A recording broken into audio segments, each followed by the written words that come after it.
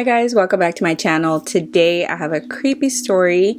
It's actually based on the movie Veronica. This story is about 18-year-old Estefania Gutierrez Lazaro. She was born in Madrid and she lived with her family in the district of Vallecas. Hopefully I'm saying this correctly. Estefania had heard from a friend that her boyfriend had passed away. They had decided to get together with some friends and communicate with the boyfriend through the Ouija board. Now, because it was done during school hours, a teacher ended up finding that they were playing this game and tore the Ouija board apart. Now, I would assume that maybe this was a Catholic school because it is mentioned in other stories how it may have been a nun. So I think it was a Catholic school because otherwise, why would you care this much to break someone's things? Anyway, when she did this, smoke came out of the Ouija board, and it is said that Estefania inhaled the smoke. Now, from this moment on, she began to suffer hallucinations.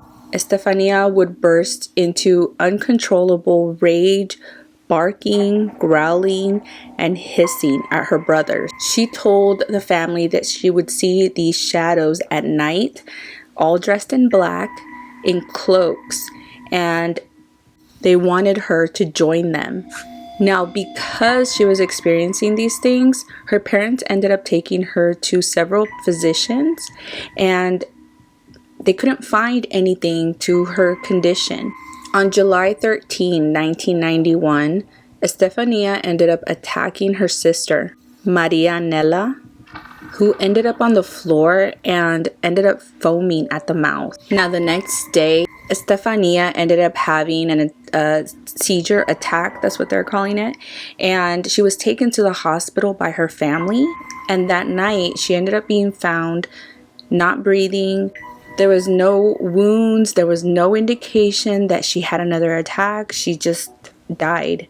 And on the official autopsy report, they just concluded that she had a heart attack. So after Estefania's death, the family ended up finding out through the friends that it was Estefania who decided to use the Ouija board.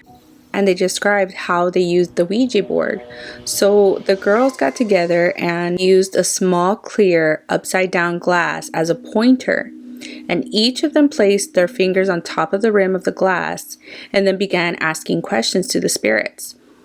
And according to the girls, at one point, the glass flew across the board on its own accord and shattered into pieces. From that moment on, the paranormal activity in Estefania's house grew. The family started experiencing things like screaming from other rooms, and it was Estefania's voice. There was laughter from an old man coming from the walls. There was glass breaking without any explanation, objects moving, doors opening. Another weird thing that happened is when Estefania passed away, her parents kept the room clean and they wouldn't let anyone go in there. And after a couple days, it would be a mess. The sheets would be off the bed. There'd be objects scattered all over the floor. It got to the point where the family decided to put a couch in front of her door. When they did this, there was the sound of wind and the doors opened, and Estefania's picture fell to the ground. And when the father went to pick it up, the picture ignited. But the weird part is that only the face of the picture, which was Estefania's picture, ignited. The whole frame was okay. The whole picture was okay.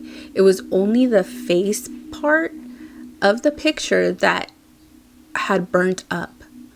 One of Estefania's sister said that she had encountered some type of mysterious creature. And this is what she described. We heard a whistling sound, like on the other nights, and then a growl near the door. We were so scared. We were frozen. It was then that we noticed something on the floor. As the light from the streetlights would enter our bedroom and light it up, it was the shape of a man crawling, dragging itself along the floor. He had a black head, no eyes, no mouth, nothing. It was crawling towards us and we started to scream. It was then that the toys we had on the shelf started to be thrown violently towards the other wall, one by one.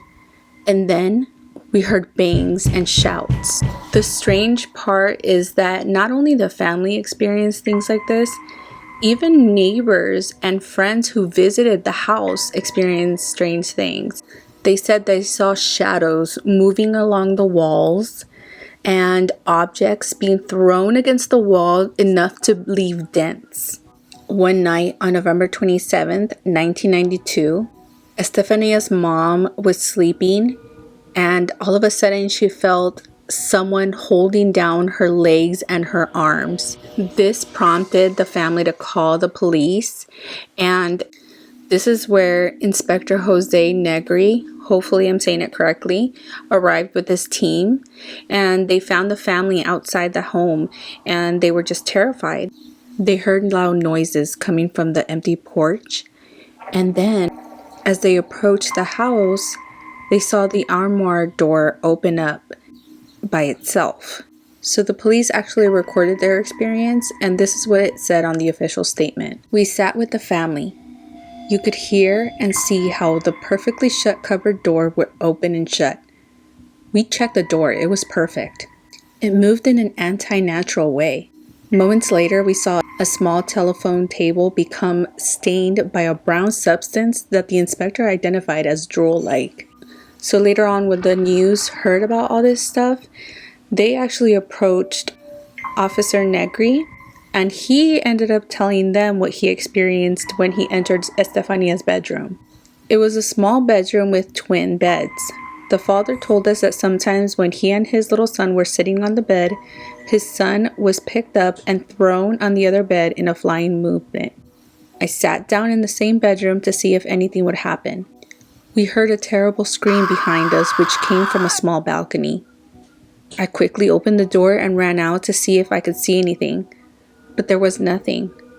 No fallen stones, nothing. It was 2:30 in the morning and the noise was dreadful.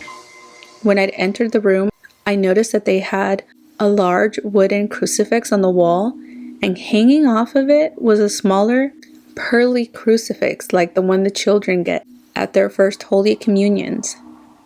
There was also a poster, but a few moments later the crucifix had been turned upside down and the little crucifix was on the floor, and the poster and the door had 3 or 4 deep scratches in them, as if somebody had clawed through the poster and deep into the door. So after this night, the family decided to move out, and I've heard conflicting information. I've seen that that after they moved out, there was no paranormal activity for anyone else that lived in the home. I've also heard that she rented the home because she couldn't get rid of the home, and I'm talking about the mom. And the renters actually experience also paranormal activity, but I haven't seen too many articles on that, so I'm gonna go with the first one. If you like this video, don't forget to hit the like button. If you have not subscribed yet, make sure to hit the button so that way you can keep up with my stories, and I'll see you next time. Bye!